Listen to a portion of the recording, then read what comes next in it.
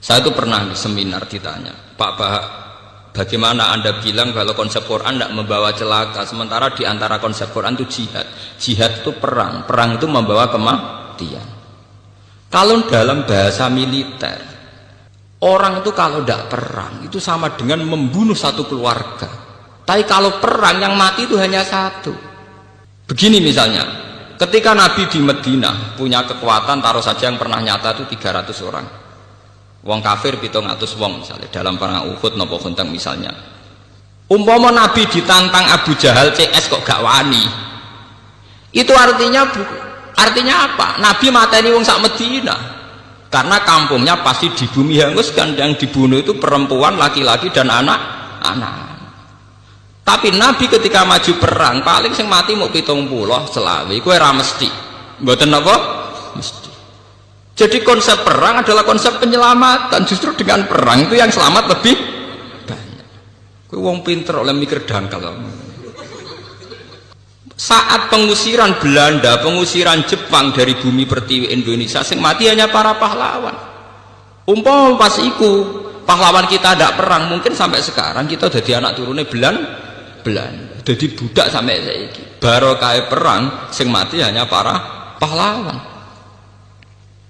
Mungkin di bumi hanguskan. Jadi semua konsep Quran itu tidak ada yang bawa cilaka, itu tidak ada.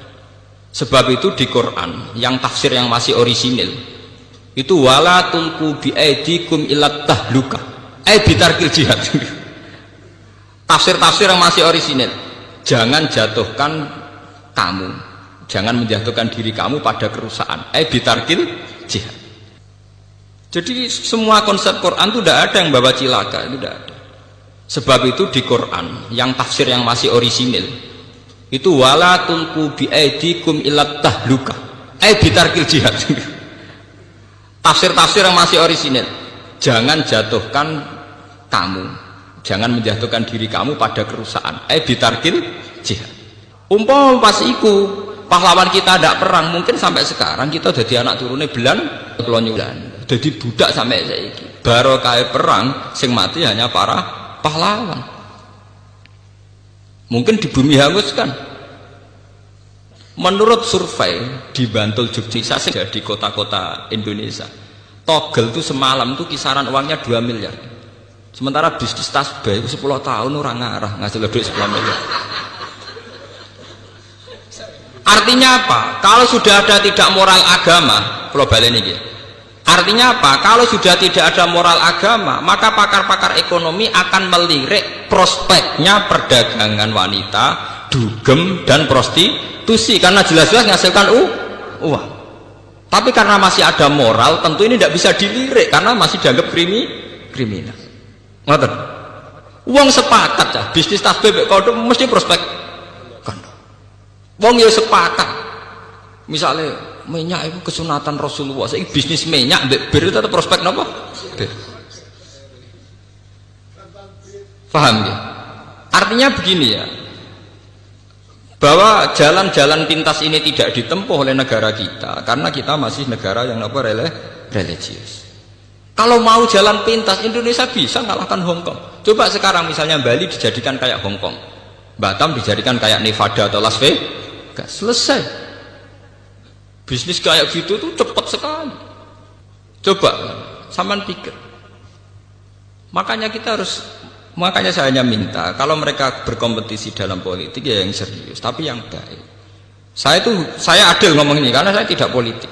Tapi saya dukung teman-teman saya itu asal waras, otaknya waras, terus hatinya gini apa? Waras. Ojo malah bareng mewakili partai Islam sini tertangkap selingkuh, malah perkara, malah jadi perkara.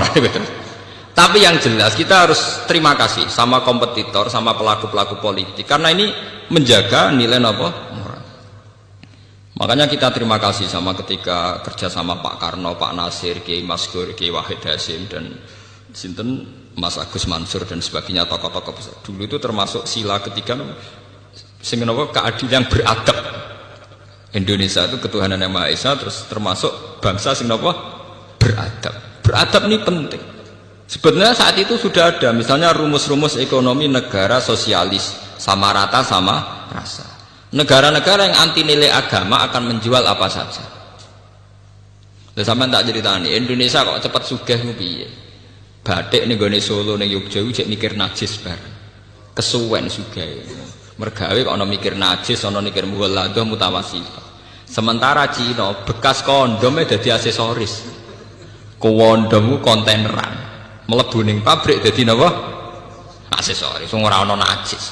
Indonesia kok ora boros piye? Misale celana dalam bar dinggo wis mlebu limbah, digone jare najis mbok jijik. Cara Cina ora ana jijik najis. Bekas kondom meneh ada celana dalam kondom karuan kondom. Niku limbahe dadi aksesoris perempuan. Kita kan sering banyak ada limbah. Anggere nganggep jijik utawa najis kan enggak dipakai lah lagi. Sementara mereka enak saja. Mulane wonten kanca kula sing kurang ajar. Ki roh Gus bab wong barat cepet sugih, wong Islam cepet melarat. Lah wong Islam kok esok Gus. Lah piye? Nganggo klambi kok jubah sarung gak kakean. Wong barat klambi mau cukup katokan cekak irit. Dagep wong barat itu luwih fashion Gus. Mulane cepet apa? Sugih. Wong Islam boros. Sarungan klambinan jek jubah kadang rangkep-rangkep jek serbanan iku ngentekno donya Gus. Cangkemmu. Sajane ora ngono cara berpikir. Wong Islam sugih-sugih. Mergo wong barat gak tau nganggo klambi sing wis dadi. Jadi cara cangkem sing elek, nak wong kathokan cekak tok mbek kaosan porot itu dadi klambi rung dadi kok dienggo. Mergo cara wong Islam iku lagi kethokan pertama. Dalam teori wong Islam klambi lagi ngono jenenge kethokan apa? Pertama, urung dadi. Cara mereka wis klambi napa? Dadi. Paham ya?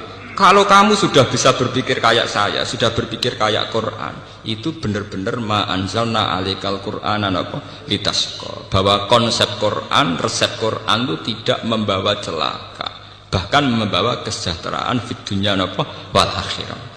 Jadi masalahnya kita sebagai pelaku muslim, sebagai kiai, sebagai ulama, sebagai tokoh Islam, banyak sesuatu yang dilarang Islam tapi menjadi mental kita. Kayak susah gitu. Itu barang haram ra ketara. Tapi pembunuhan sejati itu pembunuh sejati susah. Berapa potensi manusia yang dibunuh oleh sifat galau, sifat napa susah. Mana Kanjeng Nabi sampai a'udzubika. Sebagian riwayat itu inna aktsaroma. Sungguh Nabi sangat sering sekali isti'adzah, minta bau reksa, minta perlindungan dari sifat napa susah. Susah itu pembunuh sejati. Ya sementara ning Jawa walian wong soleh ciri utamane gampang susah. Bahaya. Akhirnya sing wong dolim duwe prestasi, sing wong soleh gak duwe prestasi. Maka tidak berlaku fastabiqul napa khairat. Dan ini termasuk kriminal.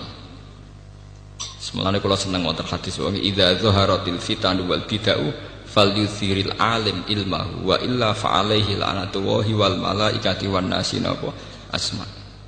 Contoh mudah itu sekarang. Dulu ketika kita miskin, bangsa Indonesia miskin, itu ketika era Soeharto itu orang bilang karena bangsa kita itu SDM-nya rendah. Muni SDM, pokoknya tersangkane itu petani SDM. Tapi ketika kejahatan perbankan terungkap, zaman rame-rame kasus BLBI, itu sampai 1.000 triliun. Pinten 1.000 apa? Triliun.